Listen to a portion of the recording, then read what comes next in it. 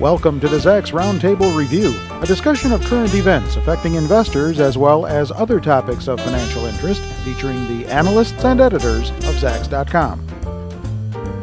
Does no taper now mean no taper at all this year? Well, that's what we're putting to our panelists today. Let's see what they come up with. Research Director Shiraz Mian, Equity Strategist Brian Bolin, and ETF Strategist Eric Dutrem. Eric, you say no taper this year.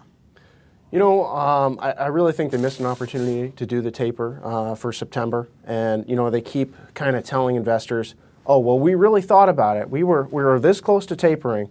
And I just think it's a lot of talk. A lot of hoo-ha. Exactly. And they're not going to really do it. I mean, if they were going to do it, they should have done it in September. A lot of people thought they were going to do it in September. It was already priced in. Yeah, exactly. So, you know, why not do it? It really just seems like they're scared about the housing market.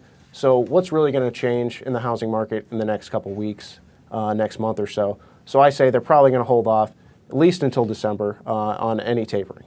Okay. Shiraz, you don't agree with that, do you? You think it's, No, I think don't. it's coming? I agree with part of his statement that everybody was ready for the taper announcement to come through, but then they held off. The only explanation I have for why they did not do it is the unfolding drama in Washington. Oh. Will the government Budget shut down? talks? That's right. So Yeah. you have the budget continuing resolution issue, defunding Obamacare, and all that good stuff. And then by the middle of next month, they need to raise the debt ceiling. So you think they will do it this year? Absolutely. I think the economy is good enough that the Fed has the flexibility to start tapering. I'm surprised by their surprise that the interest rates have been going up. The Fed wants to create a wedge between the taper and tightening. They say these are two different things. Don't mix them up. Yeah, no, but that's getting a little murky. That the market isn't buying it. Yeah. And for all the good reasons. The taper is the beginning of the tightening. The market is correctly reading it, and that's why the market has pushed the 10-year yields from 1.6% in May to 2.7, 2.8% now. The Fed is resigned to that reality now. They have lost control over those expectations. Once this drama is over, they'll announce the taper. They'll get back to that. All right.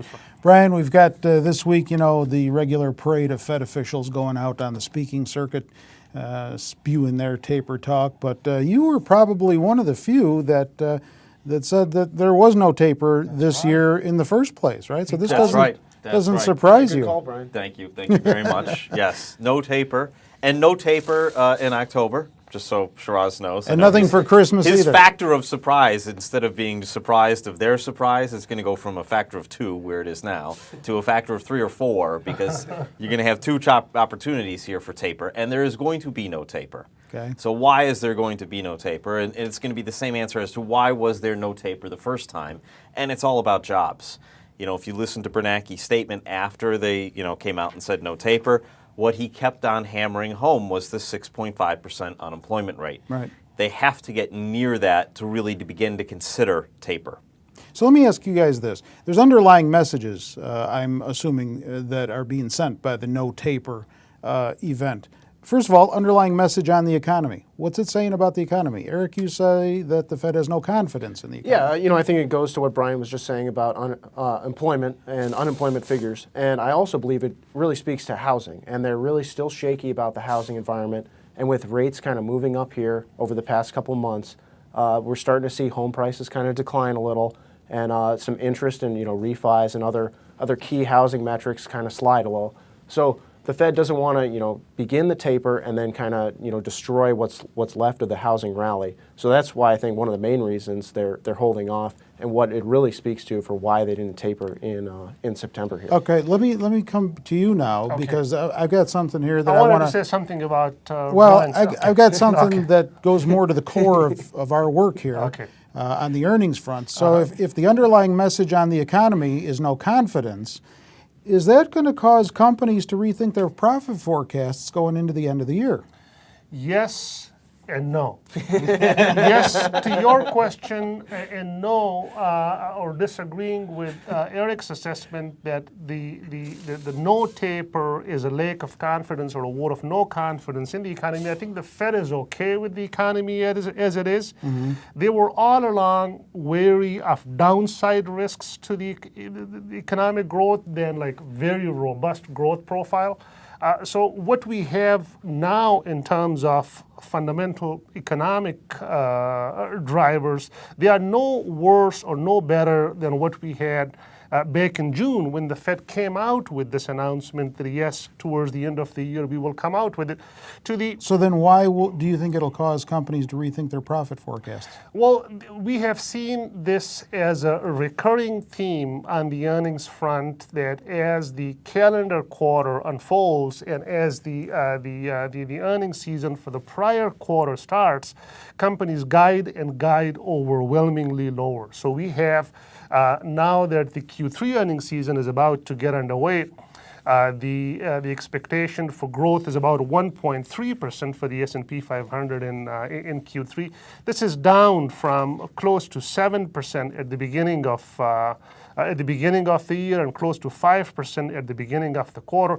We saw that in Q2, we saw that in Q1. We have been seeing that for a good 4 to 6 quarters now.